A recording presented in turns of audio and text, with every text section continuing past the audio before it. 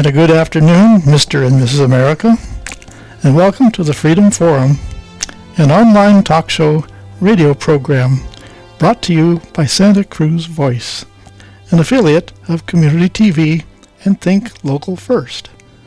I'm the host who loves you the most, Jeff Bossard, and have with me today in the studio two guests whom I'll introduce in a few moments.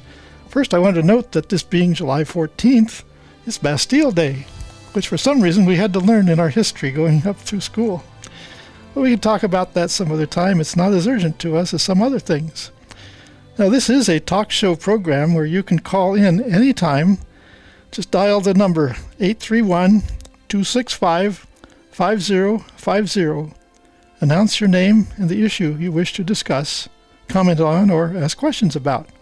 You can listen on the phone to the program in progress until it's your turn to speak. So, we are on the air and ready to go. I will first introduce our principal guest today is Traci Bliss, who is a local historian and a one-time college professor, and she has written a very important book on the Big Basin. And I was privileged to help her check out the Big Basin Park several weeks ago, wanting to see what its progress were.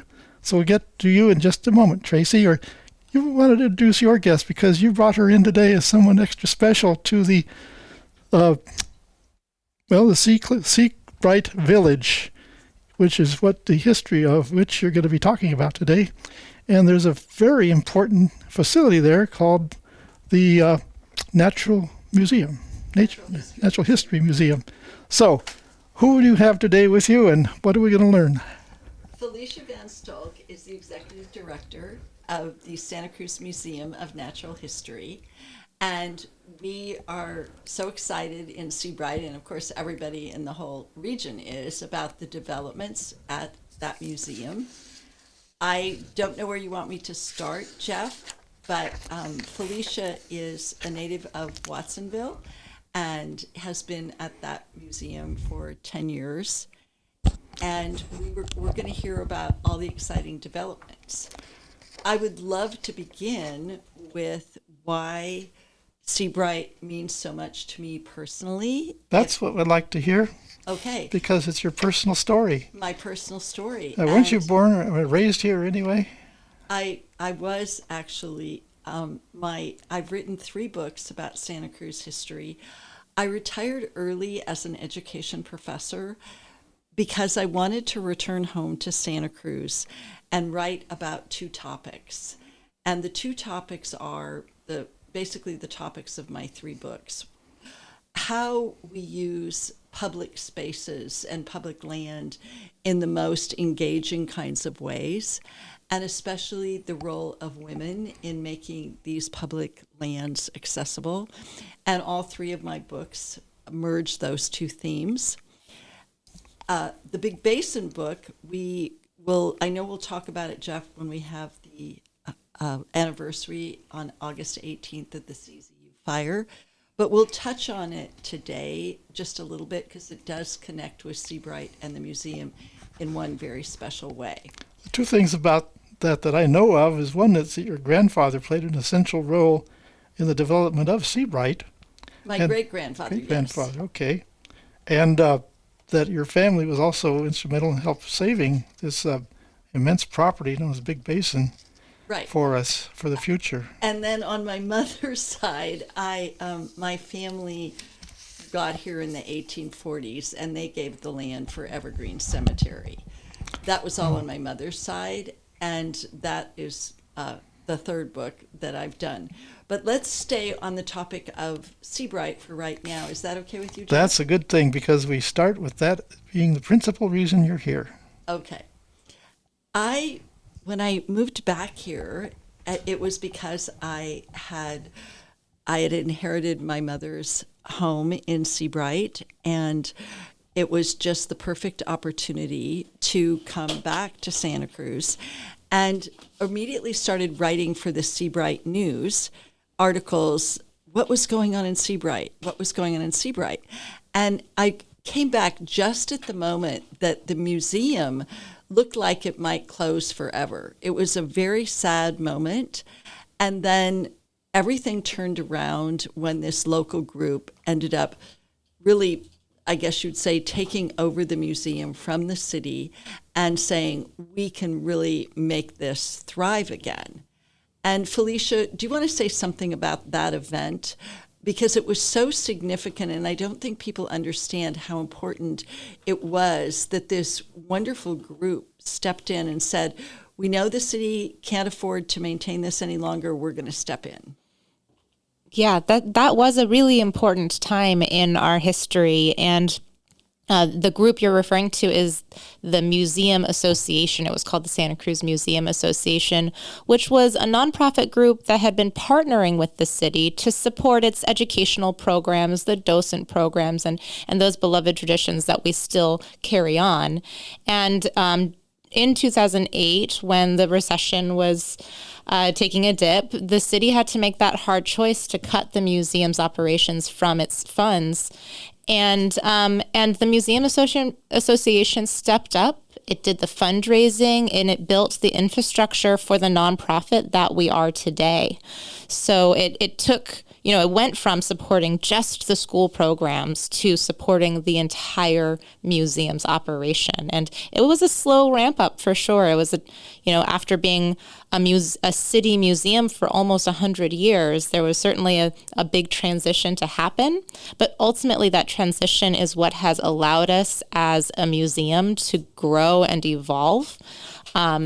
Separate from the city, but still in partnership with the city. And that relationship remains very special to us. I love that. Jeff, the thing that was so exciting to me about getting to write the book about Seabright, I was actually approached by not the History Press, but Images of America from Arcadia to write the book. And the most exciting thing about it was I went door to door around Seabright, knocking on doors, asking people for their historic photos. And usually when people do these kind of books, they have a photo collection. But since I hadn't lived in Santa Cruz for decades, I didn't have a historic collection. But going door to door, I met so many interesting people and their stories. And the Seabright book, and I just have to put in a plug here, if you buy the book at the Natural History Museum, which I hope that you will, you also they will show you how to get this very extensive index. But I had decided when the book came out that I wanted all the royalties to go to the Natural History Museum because all these people in Seabright had contributed their wonderful photo collections, and it was such a team effort. It was sort of like what Felicia is saying. It was part of the team effort that kept the museum going. And the story of that building, that incredible historic Carnegie Library, where the museum, which had been housed at the public library, ended up going in the 50s, is so near and dear to my heart. And that story is that my great-grandfather, Dr. Frank Bliss, he was on the library board and president for many terms, over 40 years. And he really built the Santa Cruz library system because he'd gone to Harvard and he built it after the Boston Library, which had all these branches. And he said after they had the first library downtown, the public library, as a Carnegie building, we have to have a branch in Seabright. And the deal that he made with Andrew Carnegie was that Carnegie would give $3,000 to do a very special building if my great-grandfather could get somebody to donate the land. Because, again, he wanted to see that there was local commitment to the library. And lo and behold, a woman by the name of Susan Tyrrell from Chicago, she came here every summer to visit her uncle, William Tyrrell. And the beautiful building and the land around it was owned by the Tyrrell family. And Susan Tyrrell said, I will donate this land for the Carnegie Library. And so that's how we have this incredibly iconic historical building in Seabright. But Stop for a moment just to get oriented here a bit. A lot of people listening might be from outside the area, but I would describe the Seabright community as being generally between the ocean and, say, Soquel Avenue or water. On one side is Ocean Street, and the other would be 7th Avenue. And to me, it does include the lighthouse that's out on the point, the yacht harbor. I happen to have tread out that way recently to check out the beach. And I also happened to have attended a wedding that took place at the site of the library, at the lighthouse. So I have a little bit of connection with it, but otherwise I don't know much about Seabright. And I'm learning a lot as you sit here talking to me right now about it. So thank you. Terrific. I love that, Jeff. And San Lorenzo Point to the harbor is the width we kind of think of in terms of Seabright. And then all the way back, however far people want to go on Seabright Avenue, all the way up to Soquel. But back 100 years ago or longer, it was this vibrant cultural hub. And with the Tyrrell property, what you had was not just this library, but they also had an arts and crafts center in the Tyrrell house that was given. And you also had actually the Santa Cruz Art League. It lived here in Seabright for decades before it moved to its location on Broadway. So imagine in the 1920s, you had all of these various places you could go just walking right next to each other, these cultural opportunities. And then you had the castle come in, the iconic castle right across the street with its hot baths. And this hub of people wanting to come to the beach, of course, but then having all these cultural opportunities.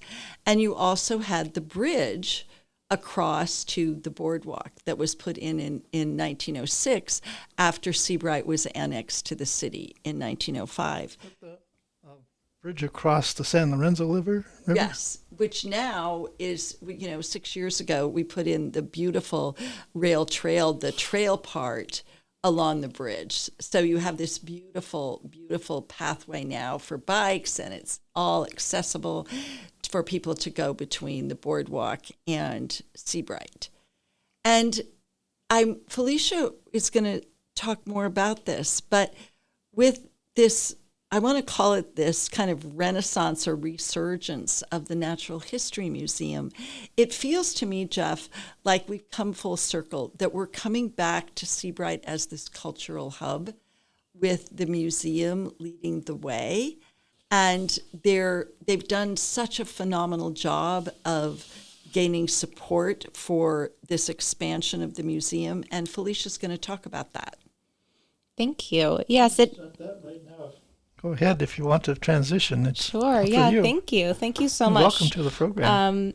The way Traci is talking about the cycles of Seabright's development, it really is a beautiful, series of cycles that the museum is part of as the oldest museum in Santa Cruz. We opened 120 years ago in the main Carnegie Library downtown.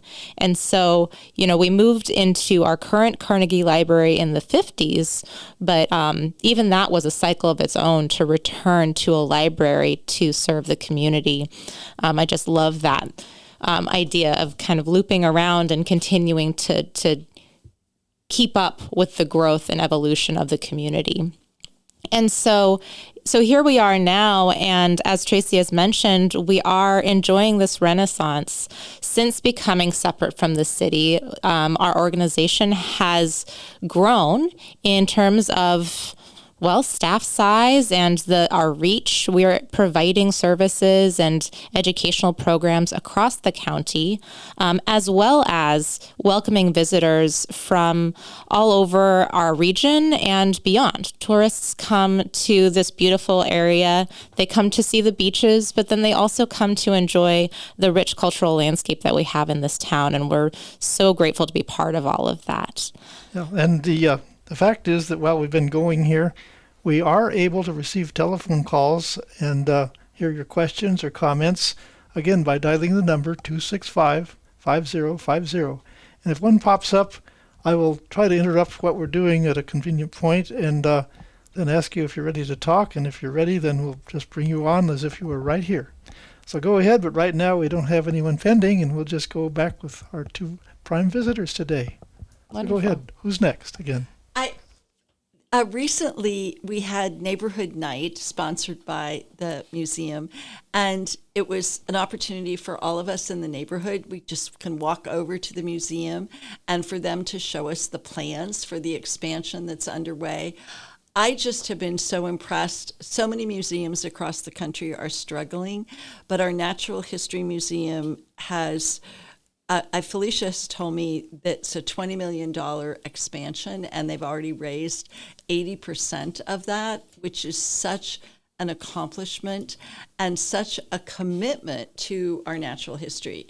Felicia, what to you has been the most exciting part of that?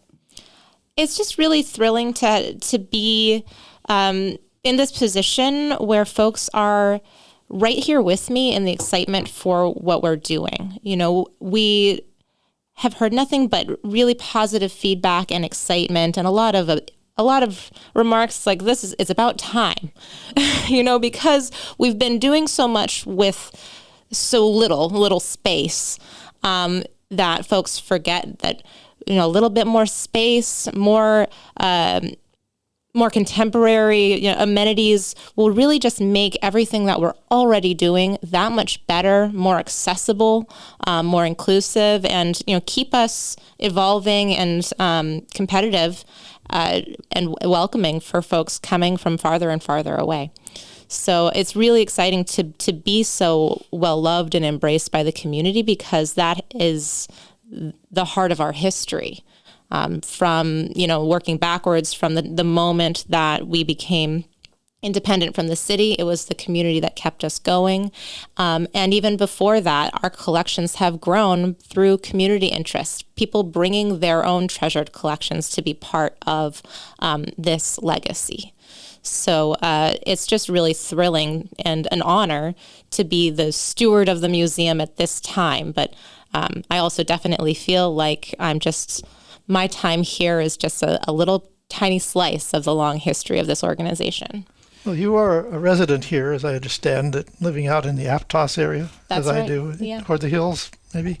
So how long have you been in this area? Did you grow up here or something? I was born and raised in Santa Cruz County. Oh, Yeah. boy. Don't find many of those. Yeah, and I'm really, and that's been a big part of my perspective at the museum, is understanding and having benefited from all of the natural history spaces that we have, just the nature that we can explore, but also all of the resources that contributed to my long-term education, and wanting to make sure that we're enriching those and making them available for students. Well, for either another one of you 120 could years. answer the question. You talk about many visitors. I'm a bit familiar with the area right now. I drive up and down Seabright and go across Murray Street, and where the bridge is out, and into what looks like a village. There's stores, cafe, bars, restaurants, and so forth.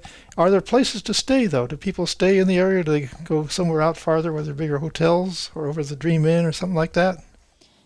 In Seabright, there are a few folks who do vacation rentals, but it is a neighborhood of old homes, families who have been living there or visiting there for generations. And folks seem to find their way. Yes, over on, you know, the more populated hotel areas, lots of visitors will stay there and come walk over that bridge to come and visit our beautiful beach and all that we have to offer. It's a different pace, and every neighborhood in Santa Cruz has its own flavor. And so people do seek us out. I think, Jeff, one of the things architecturally that is really wonderful that has happened in Seabright is that on the west side of Seabright Avenue, where the Natural History Museum is located, most of the homes there have stayed and retained their historic look, their historic significance. There hasn't been a lot of demolition. There are these incredible homes, some of them, well over 100 years old, 150 years old, that are just exquisite. And it's such a charming neighborhood just to walk the streets right around the Natural History Museum. And the new baby gray whale that's outside the Natural History Museum is so much fun. But that's different than on the east side of Seabright Avenue, where we've had lots and lots of demolitions. We've had lots of, small bungalows, beach bungalows torn down, and large homes put in. There's still beautiful architecture, but it's where the Natural History Museum is located on that side, that the integrity of the historic architecture has been so well maintained. Would you agree with that, Felicia? I would. It's a unique community, and of course, since we are addressing a historic building, we're well aware of the architectural guidance, and there's actually a guide to Seabright architecture that defines a unique architectural style for the homes in that neighborhood. And I think it's really interesting with that little bit of insight now that's new to me, looking around, walking up and down the streets, I love to do on my lunch break, that we do see those historic homes and even new homes being built with respect to that history.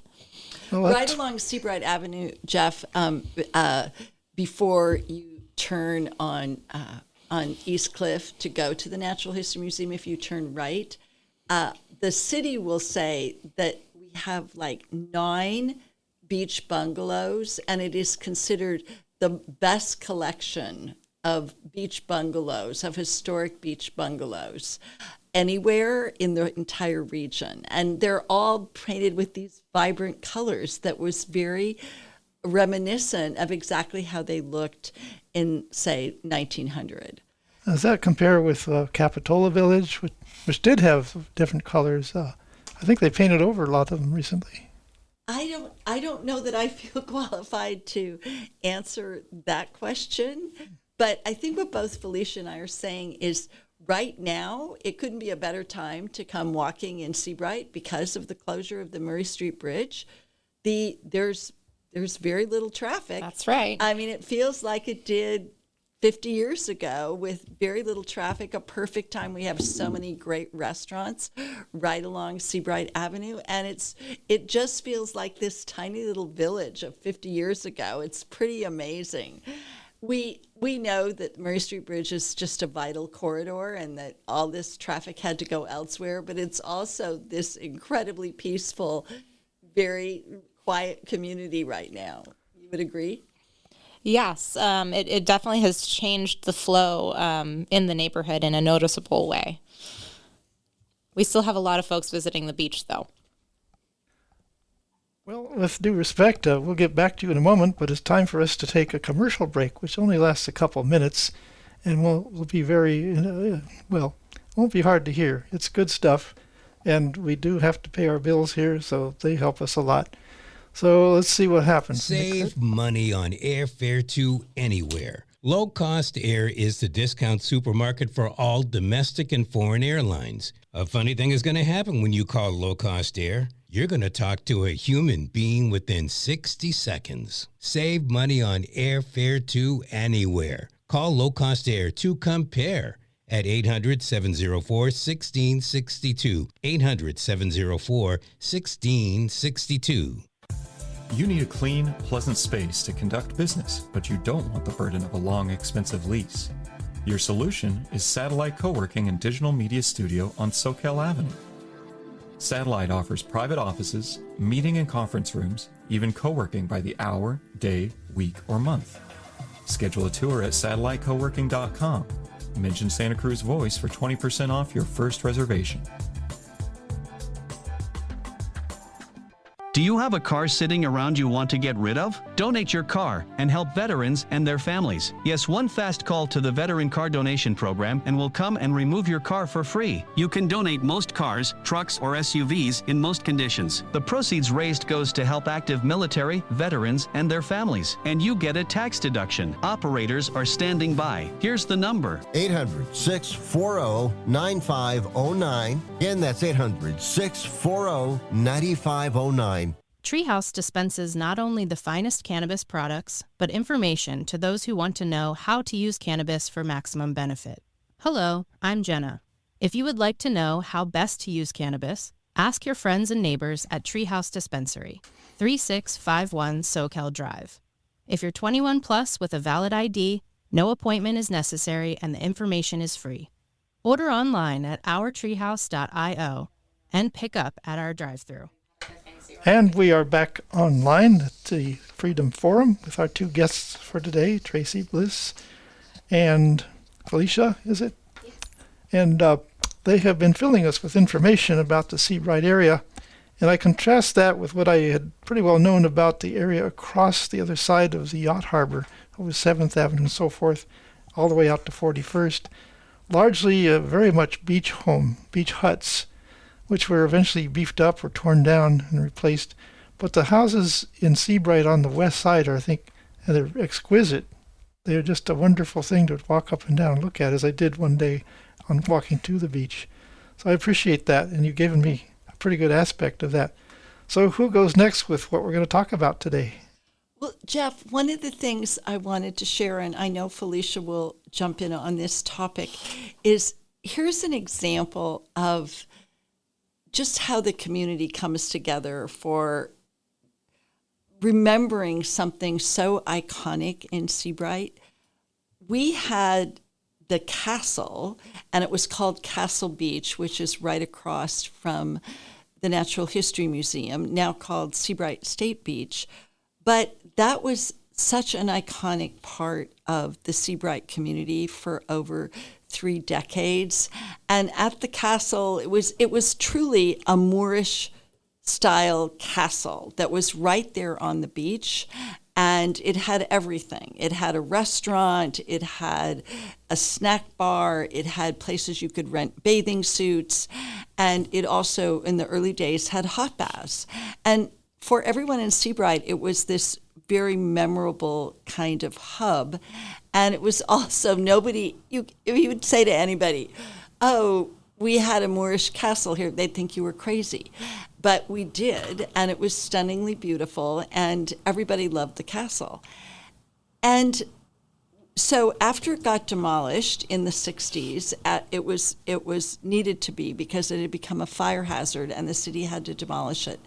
And that's why I couldn't see it. I went to Castle Beach looking for the castle. Right. Oh. But no, this is just such a shout out for Friends of Santa Cruz State Parks, partnered with those of us who are really active in the Seabright community, and fundraised to make sure that we could put in a display that commemorated the castle with beautiful pictures, and of course one display in English, one display in Spanish that captures the feel.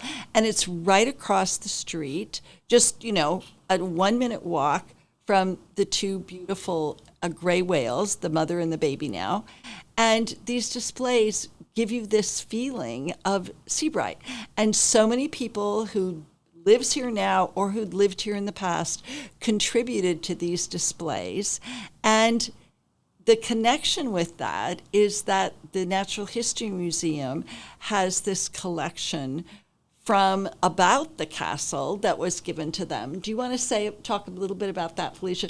Because it shows, Jeff, how these different pieces, like the Friends of Santa Cruz State Parks, and then the Natural History Museum, and then these locals, everybody coming together to say, we cherish our local history, and we want to keep promoting it. It really is a great example of the layers of, it's kind of like an ecosystem of all of these different entities and individuals who are stewarding our history and natural history. And a few years ago, the Museum of Natural History put together a Castle Beach exhibit with many, many historic images and even some loaned historic bathing suits from the Capitola History Museum. And it was a really wonderful exhibit that ties together this beautiful cultural history that we have that's very specific to Seabright, and the broader picture of how people have enjoyed the natural history of our area, how they connect to nature, how they've connected to nature for centuries. Really talking about, what has drawn people to the Monterey Bay, what has drawn people to the coast and to the beach, and very specifically to our little slice of paradise in Seabright. So that Castle Beach exhibit was a wonderful opportunity to help to weave all those stories together, because of course our cultural history, our human history here in this region is so deeply tied with the beautiful natural resources that the museum exists to interpret and preserve and share with our community. Jeff, let me give you this very fun example of when natural history and what I'm going to call human history come together.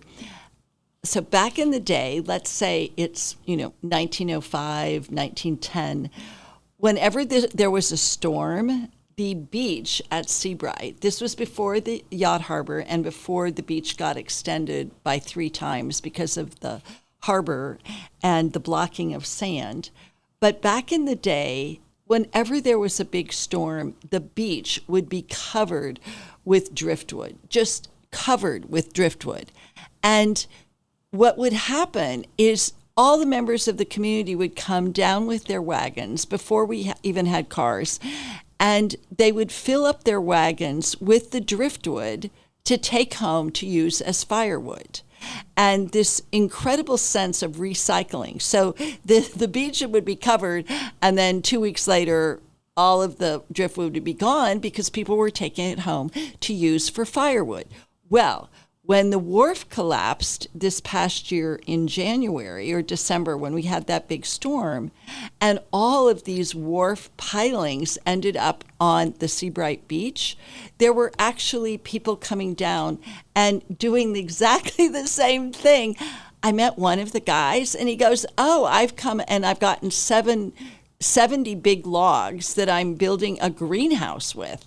And so this sense of it's always these cycles, these beautiful cycles that come in different iterations, but it's the same sense of, oh, we've got this incredible resource. This is a place where driftwood always ends up, and we keep reusing the beautiful redwoods. Well, it's a lot different from my experience with Seacliff Beach, which was one of my favorites. I live out toward past Aptos. So I like to walk typically every Tuesday morning, a sunrise on the beach. And contrast that with all the driftwood that's just piled up there. People can take it, some do, some don't, but it's a mess. It looks like a mess. But walking the beautiful beach, which was Castle Beach, smooth white sand, no ups and downs. You can just, wherever you are, spread out your towel, umbrellas. I can imagine it would be a beautiful setting. And the ocean is the ocean. You get what you get. So dip your toes. It's a beautiful place to come to. And one thing I would say about it, given that it's not a city itself, it's a community, and need not have a formal organization like a mayor and a city council, done very well to sustain itself, partly because the museum being there and people like Traci who have a long history there, all wanting to keep its history up and have it be good. So basically, looking at all the businesses up and down the street itself, seems like it's pretty well self-sustained. You don't have to go outside of it, except people staying in a big hotel somewhere. And that's a nice feeling. I had the same feeling about the town of Felton when I first moved there. One street, things on both sides, pretty much self-contained. And had I chosen to be at the beach, Seacliff would have been a good one. So, who goes next? Do you want to continue, Traci? Jeff, I just want to say one more thing about the museum and its collections and the connection to Big Basin. And that is the first superintendent of Big Basin was very heroic. His name was Humphrey Pilkington. And a little known story is that 3 months after the state was finally able to open Big Basin, and they were so excited in 1904, we had a fire at Big Basin that was very similar to the CZU fire. And Humphrey Pilkington did everything as the superintendent to try. There were no resources. The state was willing to pay very large hourly wages. Nobody would help to put out the fire. And what happened is the fire actually got put out in 2 weeks because of the volunteers. And the volunteers were the loggers and the people who worked on the Southern Pacific Railroad, and then Stanford fraternity men. If you can imagine, all volunteer firefighters, none of the equipment, they're all out there fighting this huge fire, and they were actually able to put it out because of their volunteer commitment. Anyway, Humphrey Pilkington was the designer of De La Viega Park, and that's why they chose him to be the first superintendent at Big Basin, because he was already using all of these natural indigenous plants. He was thinking in terms of sustainability and indigenous plants, and he became the superintendent. And then, because of all kinds of corruption issues, he wasn't able to stay in that position. But he had acquired this extensive collection of beautiful, incredible baskets from different indigenous tribes, including the Amon-Mudsons locally. And that entire collection was given to the Natural History Museum. So while Felicia is still here, I just love her to say something about that. Yeah, thank you. That's a beautiful transition and yet another connection. That's right. Humphrey Pilkington is one of our major collection donors. His collection joined our historic Laura Heacock's collection, and that was really a huge foundation to what the museum is now. And in fact, his deed of collections to the city included a stipulation that required that the city establish a formal museum. And that was what compelled the city to move the museum from the Crafts House into the Carnegie Library. That was based on his deed that mandated that the city make a specific museum to house the collection that he was donating. So he is considered one of our founding collectors as well. And if I can take a moment here to expand on that history and the project that we have moving forward, I think this is a good time. Yes, we ought to hear your pitch. Maybe we can be of help, have people know what they could do to move it forward. That would be great, because we have been taking care of these historic collections for over 100 years. And many of those collections are in that historic building still. In fact, only 4% are ever on display in our current exhibits. And we are looking toward expanding and renovating our museum building so that one of the reasons is to ensure that we can continue to care for those collections at the highest possible level, making sure that their environmental conditions and care and research continue to be top tier. And so with our Bright Future campaign, we are aiming to do just that, renovating the historic museum, addressing some infrastructural needs, including a leaky foundation, so that we can continue to sustainably take care of those historic collections. So we'll be adapting that infrastructure. We'll also be evolving to be a little bit more purpose-built. It was built to be a library, and it has long been acknowledged that this tiny historic library didn't quite meet the bill for being a vibrant community center and community serving museum. So this is also an opportunity to make sure that we're evolving, becoming that state-of-the-art contemporary museum that is also accessible with an elevator and all kinds of other features, and even a purpose-built community room and classroom. And I love the idea of having this community room because, of course, our whole conversation has been about how much this community takes care of each other, and having a space for everybody to convene is much needed in this area. Are there a number of small children living in the community that might be coming in there regularly, or is most people we're talking about going to be adults and beyond? Oh, absolutely. We're looking forward to welcoming young families and children. Natural history museums are just such a great fit for young families. And over 50% of our visitation is local. And we have an elementary school just up the street. I can imagine the awe of coming out just to see the whale and the mother And Jeff, I was it exactly 10 years ago that you all put in the Laura Heacock's the pool It was, yes. Exactly 10 years ago. I mean, Jeff, kids just love it. I mean, having this natural tide pools in the museum that you can go in and you can put your hands in them. Felicia, say more about that. Yeah, what Traci's talking about is a hands-on tide pool exhibit, touch pool exhibit, where we have live animals that folks can come and look at, touch, and just see a natural looking tide pool to learn a little bit about what they might find if they went out to another rocky shore area in Santa Cruz. And I love to brag that the Museum of Natural History has had a touch pool for longer than the Monterey Bay Aquarium has existed.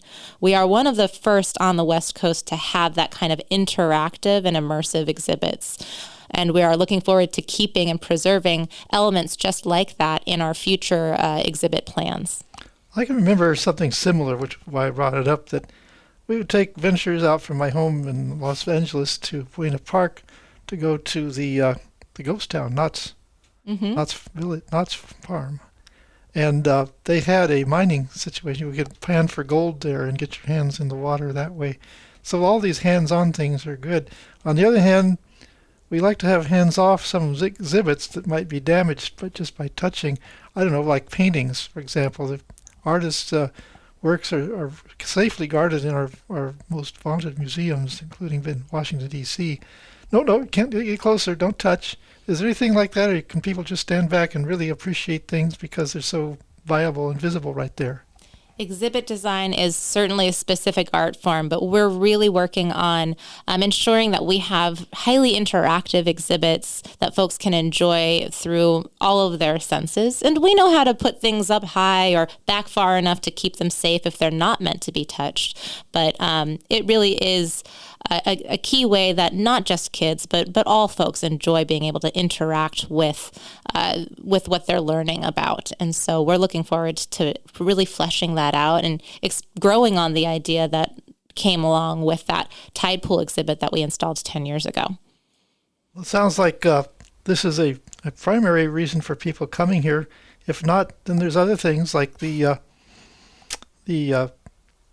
memorial for the surfers out on the west side, and there is a museum downtown here, which I don't think is affiliated with yours, but they have a different aim and preserving a different part of life in the big city. So this community still is holding its own in this way. I think it's probably a very central anchor for everything that might go on in this village. And Jeff, I just want to say this week, the Downtown Museum, the Museum of Art and History, they are the grand opening of the what they're calling the complete surfing history in Santa Cruz. And I can't wait to go because I think we're going to get we're going to learn so much more about the history of surfing in Santa Cruz.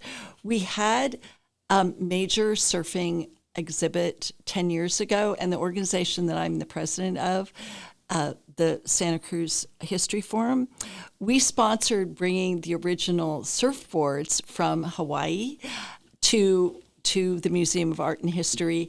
And we were all so excited. We couldn't wait. And the big grand opening of these surfboards.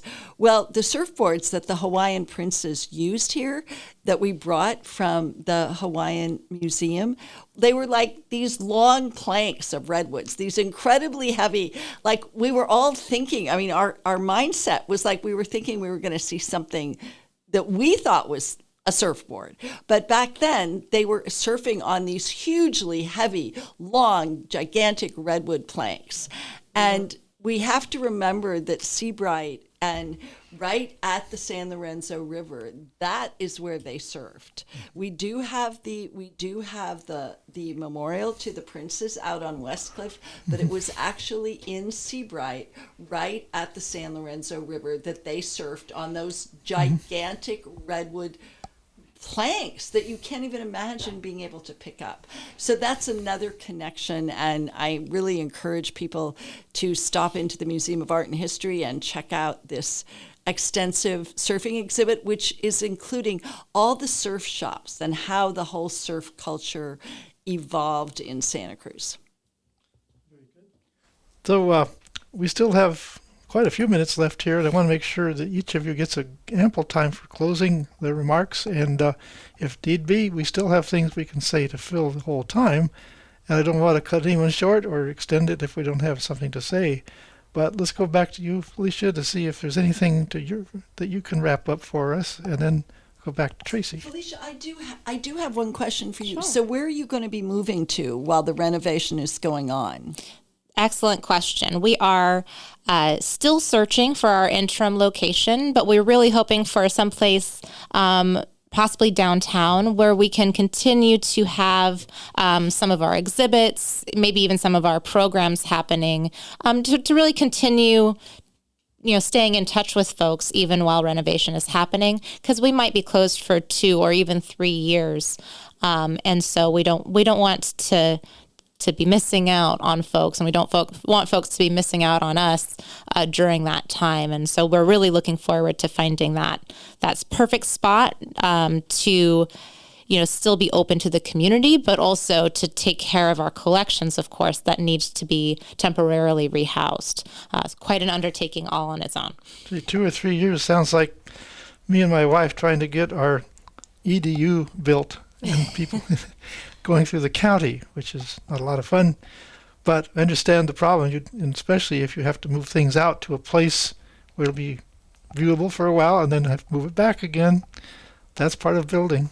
That's right. And we are well on our way in terms of the process. As Traci mentioned, we have a $20 million goal, and we're 80% of the way there already. So it just feels really real.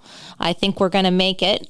And we're just really looking forward to getting it out there and getting folks looped in and excited about what the possibilities hold for this Bright Future campaign.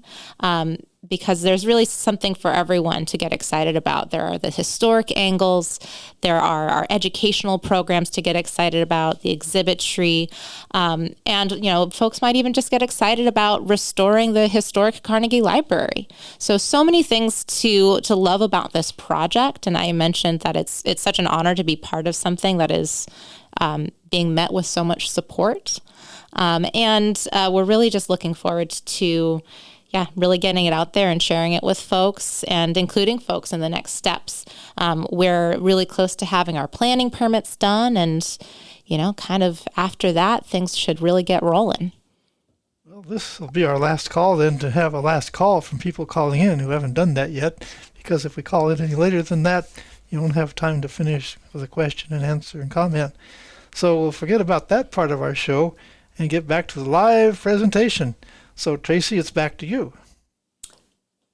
Jeff, in conclusion, because I do know that I'm going to be speaking about Big Basin with you in August, but I just want to say that last week I listened to the full presentation of the plan that all of the regional partners and Chris Spohr, who's our regional superintendent for state parks, presented to the public about Big Basin. And it's so exciting.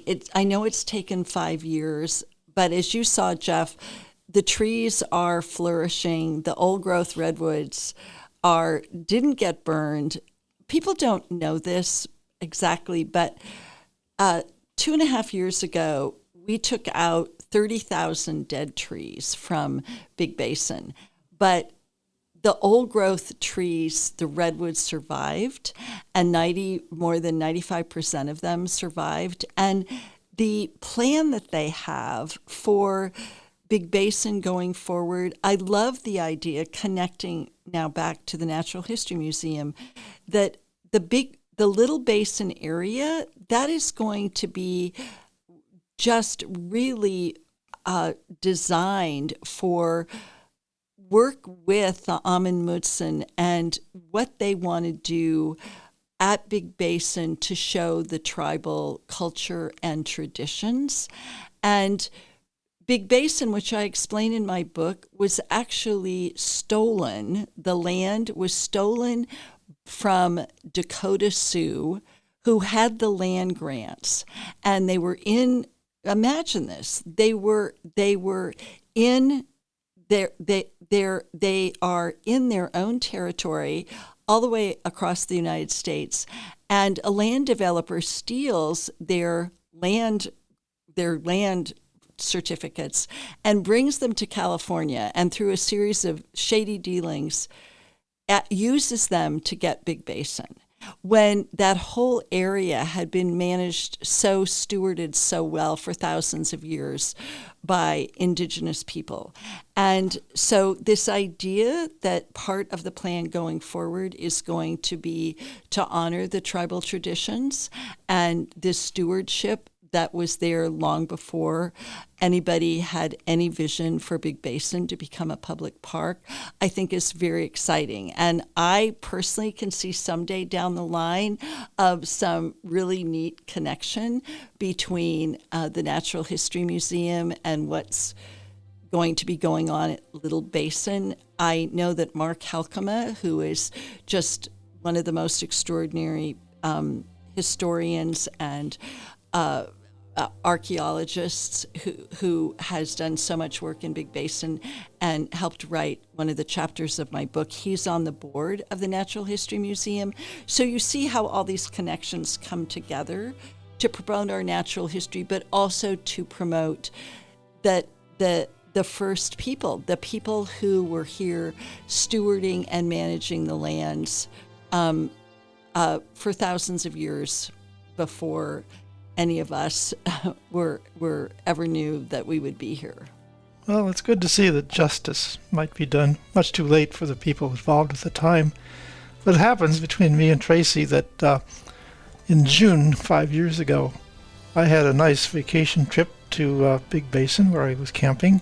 And while there, I took a few pictures things I'd seen before, the big ones, the mother tree, the father of the forest.